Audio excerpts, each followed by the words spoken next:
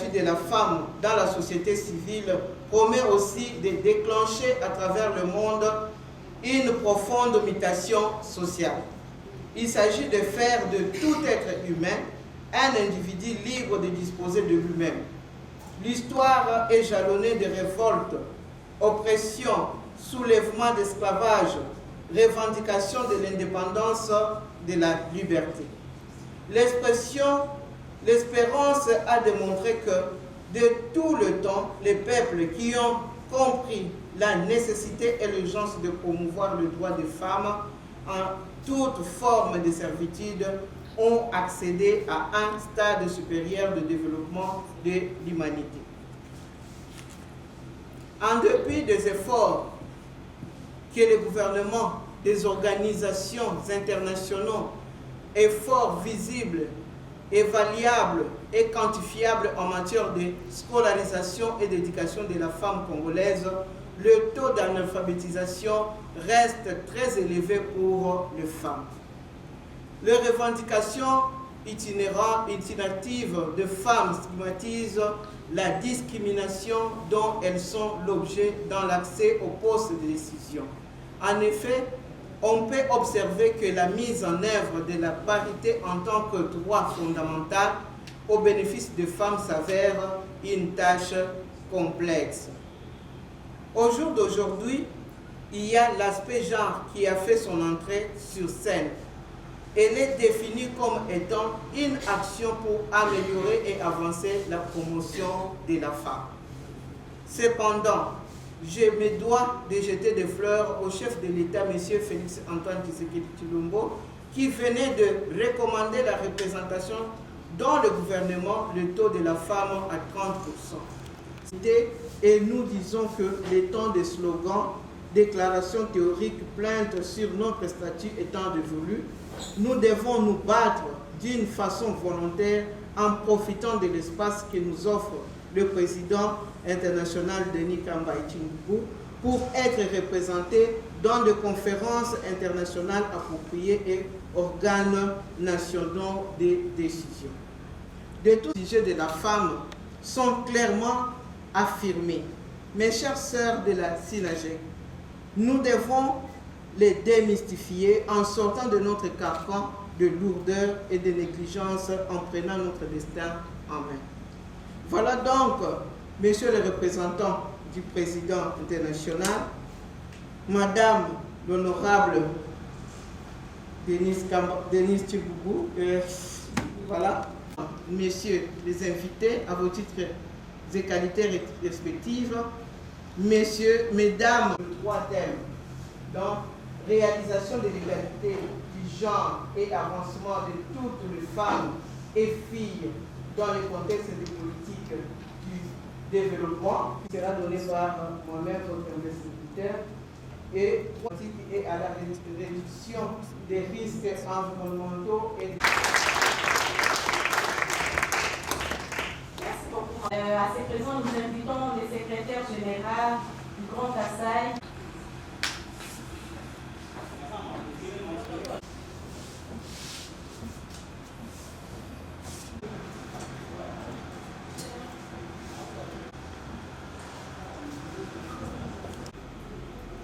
Monsieur le président, le vice-président de la synergie des notables de l'association du Grand Kasaï, vous voyez, mesdames animatrices de cette soirée, je tiens à vous remercier sincèrement. Constitue pour moi un jour très important de la femme.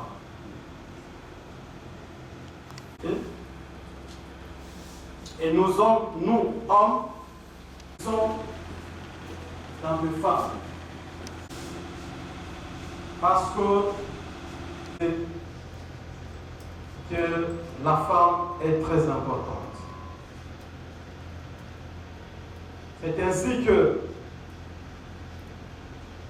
nous allons, et je veux, même dans la prise de décision, en République démocratique du Congo.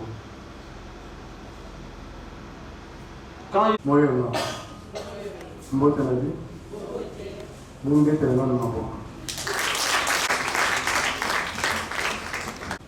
Mes respects, Madame la Présidente du collectif des femmes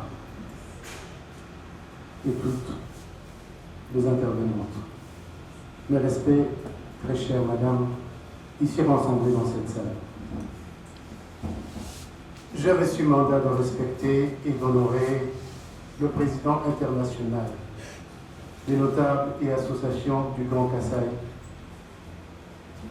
Son Excellence, le sénateur Denis Kambaï Tchiboumou. En cette journée, non simplement une fête pour les femmes que vous êtes, dont moi je suis Jean-Ré, mais aussi assister à la clôture de cette grande journée, quelques éléments que nous allons recevoir en ce jour. Les femmes, parce qu'on a dit que Bobo Tabiso. Mais je veux plutôt m'appeler sur l'action du Grand Kasaï, sont des femmes qui savent se prendre en charge. Madame Nanouche Naloula, qui va nous parler du premier thème que je vous avais cité dans mon audition. Qui est Madame Nanouche Naloula? Madame Nanouche Naloula, elle est diplômée d'État en hôtesse d'accueil au lycée Maman Diakeba. Elle est graduée en sciences de l'information et communication à l'IFACI, dans une zone dans le plateau de Bateki. Nanouche Naloula est une femme totalement de la société civile, experte en matière électorale et du genre, chargée des relations publiques et membre dans la synergie des notables et associations du Grand Kasaï. Notre président du collectif, j'aimerais beaucoup plus parler en lingala et tshuluba.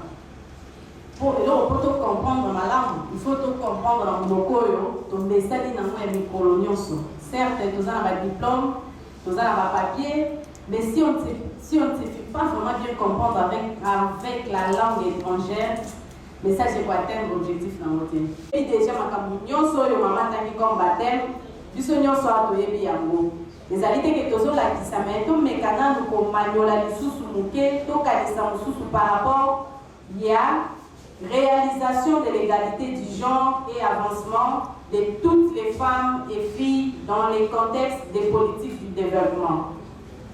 Nalika la tokoloba boye, et ça leli, ya bokokani, to bokeni boso ya bomwasi, to bilenge basi, nakati ya tongwama.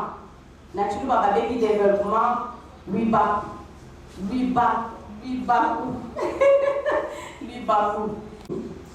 Nazo senga maman nanga oyo alati noir blanc. La perle est noire, maman zota la gaille. Après ça, nous bandeko na biso définition.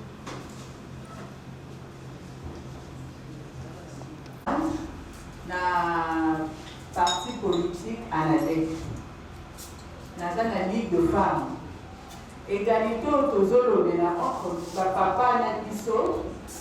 Et koloba kaka bamisalo papa basalaka poste wana na kokoka te biso baoyo tokendaka mwa bamisala tomonaka bafonction mibali baza kooccupe bamama mpe basalaka kaka misala professionnel tomonaki liboso ndenge mama oti kotanga likolo elekaka bazalaka kodiscrimine biso makasi, c'est-à-dire misala mpo bapesa omwasi bazoba non ozala ndako fo batela bana non akokoka te eboye na boye. Par contre, c'était une façon de faire ça. Ndenge tomona pe balon mususu basala na babikolo mususu o basi balia kobate mwasi akolia nzombo te. Or mibali bamonaki ke misuni wana eza elengi mingi ifalaki bakosa basi mpo baliaka yango. Alors sur ce, c'est une façon seulement ya ke bazongisaka biso basi mwasi mingi. Alors dans ce contexte, nous sommes en train de dire que maman, topé moi dans la mission et les moi si bisika tozali, il faut que les commis soient en charge pour tout le monde à développement la chose à la macasse. Parce que ceux qui puissent te miser en charge, donc on va beaucoup de niveau sauter. Ceux qui moi si à télé les cambois les simbaka. La preuve. Na mentor, tous à la paix mentor pour la vanille sous pour la montée tabango, pas qu'il ne paie du poisson. Tous à l'esprit égoïsme était. Soit vous êtes égoïste, moi quand moi au booster baninga, vous à la référence tabango exacté. Donc maman, merci mingi pour la oyo pour le bel biso. Les apésas ya motu ya makasi pour la biso ba maman. Encore pour ça, à ça qui m'a moi reproche, la payée la vie quand vous avez gâté. Maman intervient maman Nanouche. Maman est vous allez vous l'avez ok. Il faut la nouvelle la Italie promotion la autonomisation il y a moi si paye à jeune fille na égalité et sexe dans le contexte du changement climatique. Na kokota mbala moko na Italie promotion et la kisini. Autonomisation et la kisini. Promotion et l'idée koloba ete mwasi azali kolongwa awa azali komata pona koya donc na zone A azali ko traverser pour aller le koma na zone B C donc azali ko mata c'est ça promouvoir azali ko mata autonomisation dans le livre qu'on a que moi si asa autonome moi si to koloba que moi si to elinge ya moi si asa autonome tant ayebi ko se prendre en charge pour se prendre en charge na nongemi moi si toyebi ke soki nde tozalaka na bana na bandako okomona mwana mwasi na mwana mobali oyo ya mwasi ntango azokokola omona deja aza na balure moko boye ya sens ya responsabilité c'est-à-dire mwana wana okomona aza kolongola deja basani ayebi ke soki awa efona pambusa et tout ça tandis que mwana mobali aza ne manfu donc soki ali atiki na ye ayebi ke bakolongola epi mpe biso na culture africaine mpona biso bwana basi nde ifo basala mosala mwana mobali yebi nini ifo asala mpona bolamu na ye toyoki bades intervenante na biso awa balobeli biso makambo ya novelas makambo ya négligence biso bamama mingi tofandaka totalaka kaka bafilme tofandelaka filme soki osali mosala na yo esili ofandi nakobetela bino kamwa lisolo mwa mokie nazalaki marraine ya mwana moko ya couple moko mobali na ye moko mosusu aye koyebisa ngai mama mwasi na ngai soki otikeli mbongo ya biloko otie wana ye soki alamuki akobanda kotala televizion ntina kozonga mbongo wana kaka ndenge natikaki yango mbetu kaka bongo ndenge tolamukaki ye moko nzoto na ye asukoli te donc avandeli kaka télévision esalanga soni moko ya kosakana te bamama donc naferme balamo parenthèse wana c'est-à-dire que soki biso bamama na kati ya ndako balobeli biso awa l'autonomisation de la femme et de la jeune fille donc c'est-à-dire biso bamama toza na devoir makasi ya koyekolisa bana na biso ya basi ndenge nini il faut ayeba kose prendre en charge kose prendre en charge eza kaka kosala mosala ya biro te kose prendre en charge ezali kotia mpe environnement na yo propre donc ozali kose prendre en charge na ndenge ozotia environnement na yo propre eza koevite o mpe na bamaladi parce que motu ya modele wana soko otiki ozwi ofandeli télévision osukoli te bato olalaki lobi ti tout ça makambo elengaki na motu toyebi mpe te ofandi osukoli te donc oza ndenge nini c'est-à-dire que oyebi kose prendre en charge te oza kobosana bomwasi na yo ozali kobosana bomoto na yo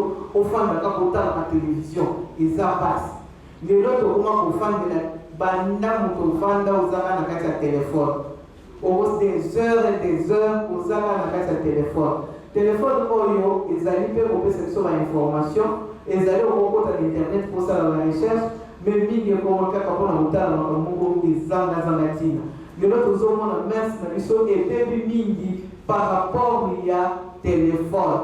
Donc mutu omona mutu azana kama au lieu de secourir non aujourd'hui dans le téléphone on filme pour tinda na réseau ba mona elio ndo mutu tinda ki awo mutu aliboso.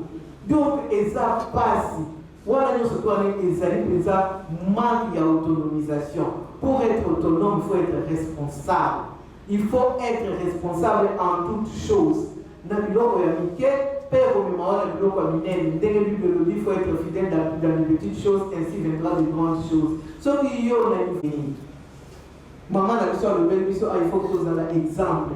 Nous avons toujours biso, tous un miroir. Autant que ça, autant là, vous avez reflété déjà l'image, il y a sens, il y a responsabilité. Nous tous sommes à pèse à talio, à ta. À côté qu'on pèse à yo, moi, Valérie Yamouké, mais tant que moi, la présentation, nous l'aignons aux alliés, nous avons beaucoup de choses, nous avons beaucoup de Yamatou Yamine. Tout le monde a quand même dit que français, la Bible fait de moi. Donc, ceux qui ont se présenter ma langue, aux apolata kitoko, aux alliés bien éduqués. Donc, l'éducation à mon tour, les alaka dans votre en tout cas, si on a un modèle azali pour se présenter au lieu de Oyo Azam ou l'éducation Yamala. Nous sommes modèle à vos allées là, aux Oyo déjà pour classer dans des numéros ya PP parce que présentation est déjà des arbres qui azal bien dit. Donc c'est-à-dire que yo maman éducation Oyo Zoua yango komema yango na bana na yo okozala référence à kota na yo pe komema bango na monde ya munene yango balobaka ngo éduquer une femme éduquer toute une nation. Donc c'est-à-dire maman autonomisation na yo ekobanda na se na bana na yo na bisika yo vandi okoleke bango éducation ya malamu pe bana ana bakorepresente mboka pe bakorepresente image na yo bisika nyonso to bakoke oyevite ndenge nini okoki kolakisa bana na yo lolenge ifo bazala te na bana bayebi kose respecte te oyoka koto bana baza kobunda ezoyebana te mokolo nani leki nani eyebani te bana moko. Donc je ne peux même pas les qualifier. Donc c'est-à-dire que yo maman na ntango wana oza koéchouer na oyo balobi éduquer une femme c'est éduquer toute une nation. Biso bamama oyo tozali kosala misala na kati na basosiété na kati na bauniversité bisika ndenge na ndenge tozali bamama oyo tozali kolakisa nzela tozali déjà autonome oyo pour se prendre en charge na yango biso bamama souvent tozalaka mpe mwa baégoïste quand ozali kozala autonome autonomisation na yo est-ce que ezali koprofite na libota na yo mobimba ou bien ezali kaka mpona yo moko bisika avant na ye awa bisika na oti na conférence mosusu mama moko atozalaki na ye alobi mingi bamama mbongo na yo ozosala ezokende kaka na kabelo ezokende kaka na bilamba na babiju na basai mbongo wana ezokoprofite na bana na yo te na mobali na yo te et société ezali mpe kozala na discrimination. Pourquoi? Parce que au moment où on ozosala lolenge moko na mobali bakofu kopesa ye baavantage surtout lié na service na ye soki ezali mpona prise en charge ya bana mobali akosu mais soki ekomi kote ya mama soki osalaka bana noko kozala prise en charge te. Pourquoi? Parce que oza mwasi loi na biso ezoloba ke donc bana bakoki kozala prise en charge 2 fois te. Ceux qui ont déjà papa et maman salaka, il faut pas la prise en charge na papa et non na maman. Et ceux qui ont fouillé moi mouké, la revendication de ma maman au moment où législateur quelque part a lobby que ceux qui maman au limite que pas la prise en charge, il faudrait oya un document aux autres la sécurité nous à chemin pour pas non en charge. Nous avons déjà que l'autorité n'a pas de discrimination à ce qui concerne cette matière-là. Donc, nous sommes maman, heureusement, nous avons la maman honorable dans la case de l'issue à Olobedi Abatou. Et c'est qu'elle trouve à c'était pour aider et l'Okouana, loi, et ça l'a un peu transformé. baye bakopesa avantage na mwasi lolenge pourquoi il faut tozala na discrimination. Donc esengeli ndenge toza kokutana koto réfléchir comment est-ce que tokoki kosala ba plaidoirie oyo kosalaki makambo wana eyebana kochange. Na discrimination mosusu na niveau ya l'état ezali eke mingi okomona baengage bino na kolege no ya mobali nzela moko mais kolege wana koévolue makasi par rapport ya yo mwasi ekoma bacondition yo mwasi po évolue promotion canapé soko oyo otikala na mbula bando otikalaka wana. Donc discrimination mpe eza na niveau wana bamama oyo basalaka esengeli bozalaka mpe na kati ya bacondition banini baassociation ya basyndicaliste mpona koyeba korevendike eloko wana parce que statut na règlement ya bafonctionnaire to basali elobi ete mutu il faut amata promotion après 3 ans. Mais tomona ke komisa bamilinga mpona kopolue nature mama explike bino malamu eke bamilinga na ntango ezomata eza kokende kodissoudre couche d'ozone wana oyo ezosala ke fraîcheur et atténuer chaleur ezokota likolo pour atteindre biso te.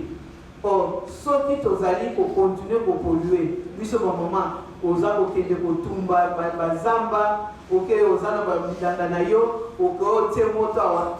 Or zamba soko tie moto kaka awa okose retrouver se komiti ata na mataki kuna moto ekenda. Or il faut yeba ndenge nini il faut kotumba zamba soko osali kotumba matiti kopusa mo pembeni ya zamba te tosala yango de sorte que mondelo ezala po etraverse kote mosusu te. Toza komona na niveau ya ba lelo mbonga na biso bazali bapublicité yango pays solution. Bapublicité yango mpona nini parce que tozali deuxième poumon mondial. Mbonga na biso RDC eza kozala na 60% ya forêt oyo babengi bassin du Congo.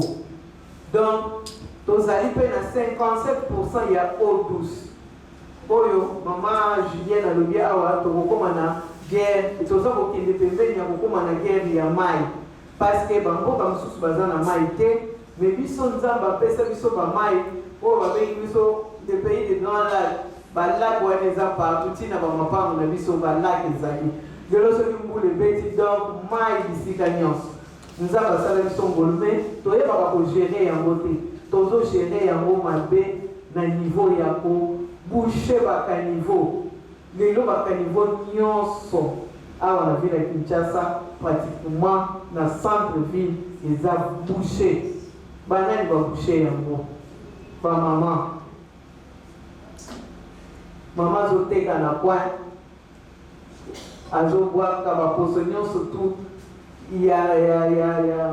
ya kwanga na kati ya kaniveau azolamba maboke baposo wana nyonso tu bakasa maboke nyonso wana na kati ya kaniveau bamilani na parlo même pas même bao batieli biso mpona assainissement ya baveni osomona aveni mpenza bazokomba ngo na kombo oyo boosi ya ndako ekolongola salite nini epi ntango baza kokomba yango baza kozongisa ngo na kati ya kaniveau.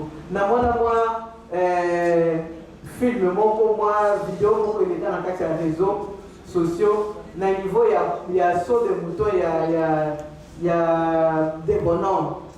Donc moto moko azokomba na ngambu oyo moto azokomba koto azokomba koto azozwa salite mabele azotia na koto oyo koto azozongisa après okozala fatigué boloba touti mosala mais bosalelo te wana bosala je. Donc c'est-à-dire que biso bamama toza na devoir makasi ya lutter contre les changements climatiques. Bamama mpe napesi bango longonia parce que balobi ke bamama bazali une puissance pour les lutter contre les changements climatiques. Puissance wana ezali na niveau que bamama bazosala bilanga ebele bazali ebele ntango bamama wana bazosala bilanga bazotimola mabele mpona kolona bazolona balona na bango bazoya na rasoir mpona koarrose mai wana eza koatenue mpe chaleur na kati ya mabele. Donc bamama baza kosala mosala makasi sans même le savoir que baza lutter contre le changement climatique. Bango bazosala ngo mpona pour vivre, pour laisser Mabota na bango, mais entre-temps, ça pour lutter contre le changement climatique. Il y a un peu de biso, bazali kosenga ke na via ministère ya environnement pour ekamba pe na muninga mwasi mama Eve Bazaiba azali vice premier ministre. Donc tout le monde qui est dans l'autonomisation tozali kokindi toza komata tokomi na vice premier ministre lobi tozala na premier ministre ya mwasi lobi kuna tozala pe na présidente ya mwasi. C'est-à-dire l'autonomisation, il y a femmes, ils allaient pour se faire sentir. Mais sinon, ils ont des malembe. Selon dengue position, maman, tu as conscience.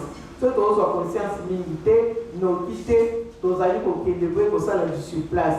Mais ceux qui vont maman, moko, ayebi, si peu baninga, tu as dit pour continuer à se soumettre, pour coûter de l'eau, awa, pour moi, makanisi eza kofungwama ezopesa biso mpe mayele ndenge tokoki pour avancer na kati ya développement na biso na ndenge tokolutte contre le changement climatique.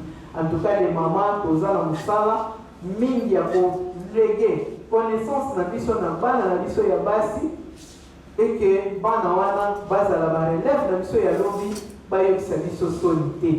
Parce que ceux qui sont toyés pour faire ça dans l'éducation, on va monter dans le biso, lobby, biso de Togo, la zone. Et vous allez kaka, un des bons moments dans la Sakayo, ou un des bons moments dans la Sala. Donc, aux hommes, moi, nana, à au fil du Sunday, yo, maman. À au Kenya, n'a pas la peine de vous finir. Maman, tu vas t'amener ça dans la montagne. Maman, dans la salle, la pauvreté. Donc, yo, maman, vous au fil du Sama. Alors, maman, vous allez voir. Il y a pour ça de sorte que moi nanayo ayeba kokende oyeba makanisi o eza na kati ya mutu na ozwi yango transmettre epai na yo. C'est ce qu'on dit, éduquer une femme, c'est éduquer toute une nation.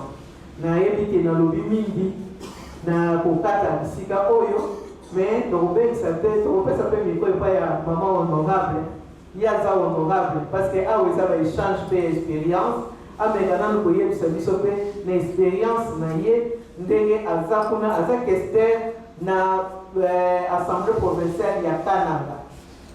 Donc akopesa biso mpe mwa expérience na ye ndenge nini akoki kofungola mpe biso na bastratégie to tozokende na campagne comment est ce que tokoki kobattre campagne mpo tozala mpe ebele lobi na baassemblée nyonso ya baprovince mpe mingi awa na Kinshasa parce que malgré bazoloba 30%, 50% Bazali membre du bureau questeur de l'Assemblée provinciale de Kasai Central.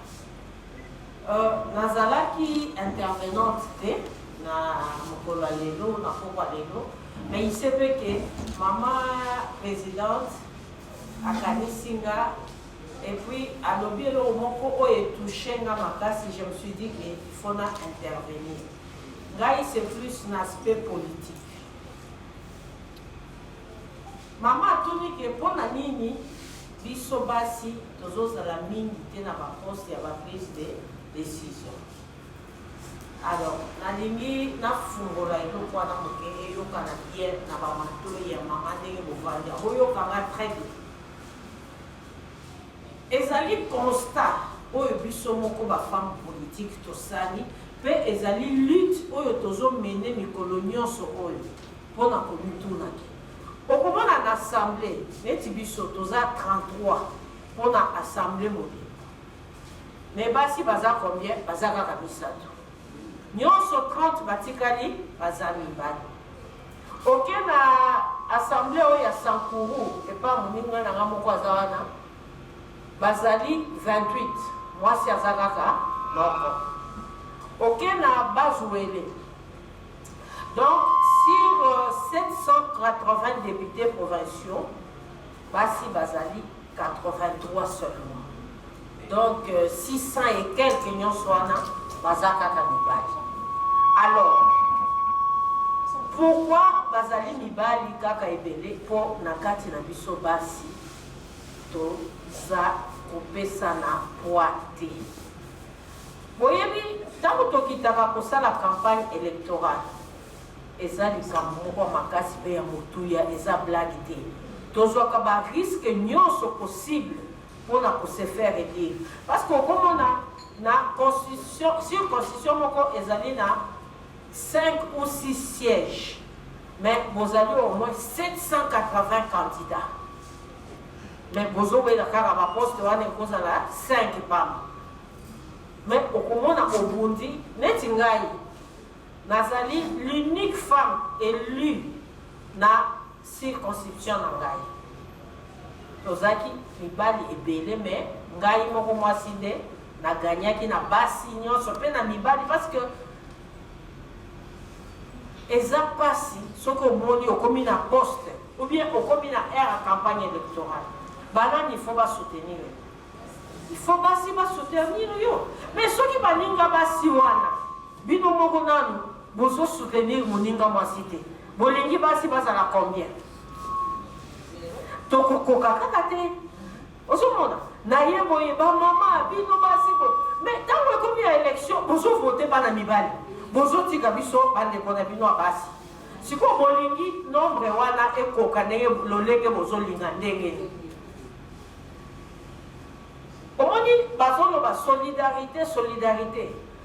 Ngai na benga kamo solidarité dans le bagage, il faut sororité.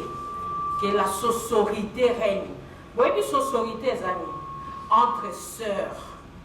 C'est ce que j'appelle la sororité, entre sœurs. Ce qui vous dit, moi, si le loyo, vous avez toujours l'idée pour vous avez l'ambition et belé. Vous c'est limité. Vous pouvez.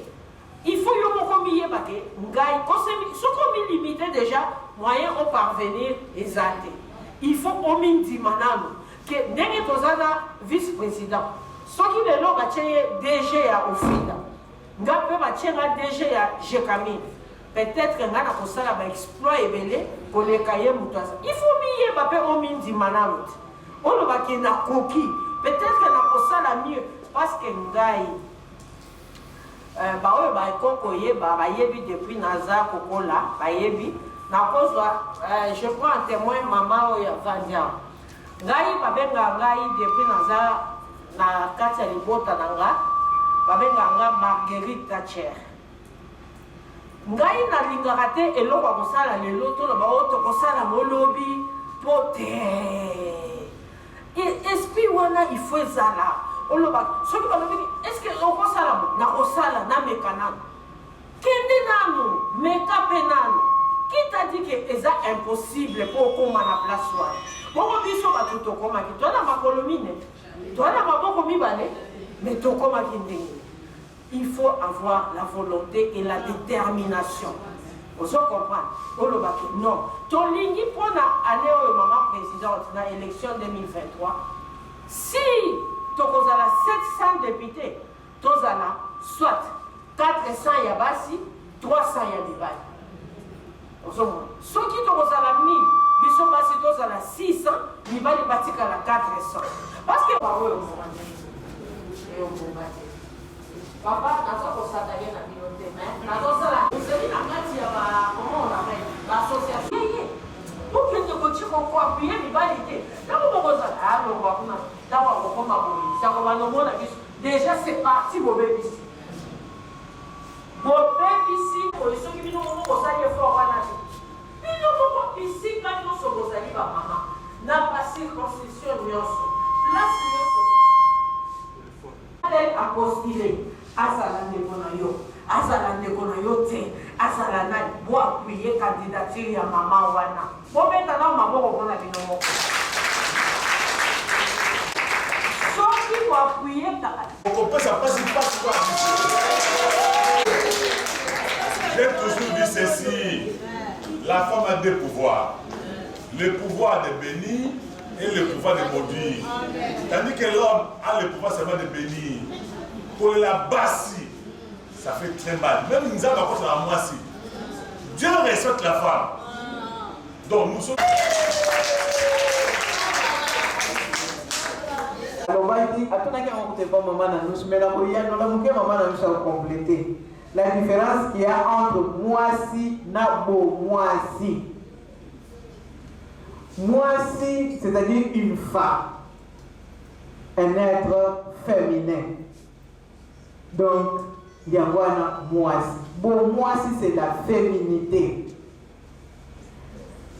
Toki, ceux qui ne comprennent bien mon nayo, parce que Tolobela qui a au Makapobele, Toloba qui était éduqué d'abord une femme, c'est éduquer toute une nation. Et que la féminité fait que Mwasi Azala, très négligente, Azala, qu'on peut s'attendre surtout dans la futilité, au lieu de s'attendre na oyo ezali nécessaire, oyo ezala constructive pour na yemoko, pour na libota na yembe, pour na mboka na ye. Donc on n'arrive pas à bien différencier les choses. On a le bac encore, on a eu aussi au sombi kabelo, au sombi bijoux, au sali boye, pour na ola sabatu qui na sa moi si faux naza. Mais vous allez moi si wana, oh il faut naza, c'est ça ce qu'on appelle en français la féminité. Mais la femme, moi si, c'est cette valeur incarnée dans cet être humain qui est être féminin, qui fait que à travers cette personne, on peut retrouver, on peut construire toute une nation. Na kati ya mwasi wana ba retrouver ba valeur oyo aza ko transmettre, azali ko zala miwa ba ko baza ko tala, baza ko copier et pas na ye. Denga na lobaka tout le temps, nazaki na ba mentor nanga, o ba sala ke lelo na sala politique. Basi wana na ba otala ba na télévision ba ko le ko inciter ngai pour nazala o nazali lo. Même si na commune na niveau na mais je me sens que je suis quand même quelque part. Donc c'est-à-dire c'est beau de wana ba bengi mwasi ou azali ko refléter l'image ya malamu pour na kubenda baninga ou azali ko refléter et loko ya bien oyo mutakoki ko yibe pa na ye nde ya mo ba bengi mwasi. Mais pour moi, c'est ça oyo azana ba futilité, azana ba makambo oyo eza ko pesa importance militaire dans la société. Je pense que elengi mwasi akokoma autonome ndenge nini tango aza akomi libre ya ko sala oyo ekoki komema ye na comment dire, quand elle est libre de se prendre en charge. Na ebi ko expliquer à mon militaire na lingala. Donc moi si oyo a commis libre ya se choisir oyo ya koki ko sala. Ayebi ke naza na makoki ya kotana, naza na makoki ya kosala, naza na makoki ya kopesa mate ya ndenge biso tofandi awa lelo tobi yoki ke toza na makoki oyo ya kopesa mate epai ya ensemble oyo ndenge bazali tozali awa. C'est là où on se sent qu'on est autonome. C'est ça l'autonomisation, quand on se prend en charge et on est libre de faire ce qu'on veut faire. Une fille oyo aza siko capable ya ko se prendre en charge ayebi ke na koki ko sukola na ko sukola bilamba na ko kende classe na koki ko lamba na koki nde esika autonoba ke mwana mwasi aza autonome. Donc elle est capable de faire quelque chose dans la maison, elle est capable de faire quelque chose dans la famille. Oyo seja tunaki pona nini mwasi akoka kopona muninga mwasi te. Toza kopona muninga mwasi te pourquoi? Parce que ezali complexe d'infériorité ou bien ezali jalousie ou encore ezali manque ya prise en charge. Nakalisi na motuna wana maman honorable a été kolobango awa a été répondre. Donc a répondu à la question oyo ya maman Géraldine olobaki ke mwasi oyo azali mutema mabe o aza kolinga baninga mususu ba s'épanouir te. Est-ce qu'il faut que voter mwasi ya lolenge wana? Moi je pense que il faut voter une femme, voter utile. Donc eza jalousie eza ninte mais pas si misusu ko baleka liboso batika empreinte moko ya mabe o esala ke baninga misusu basi baza susu na courage ya ko voter baninga wana te. Et deuxième chose ezali pe par manque de moyens. Donc yebi ke électorat na biso mingi ezali basé sur le matériel.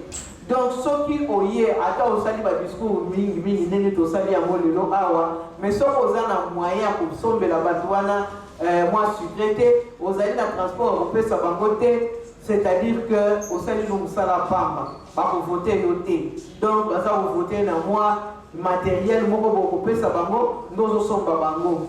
Yango ana siko na niveau ya mibali tellement que bakenda liboso bazala ba misala na ba poste ya ba prise de décision baza déjà na autonomie financière ozo sala ke baza kolekela basi na niveau ya autonomie financière aza kozala na mbongo ebele ntango akoya kopesa bamama apesi liputa apesi mama bassin apesi mama eloko boye mama tellement biso basi tozalaka na mwa comment on appelle ça comment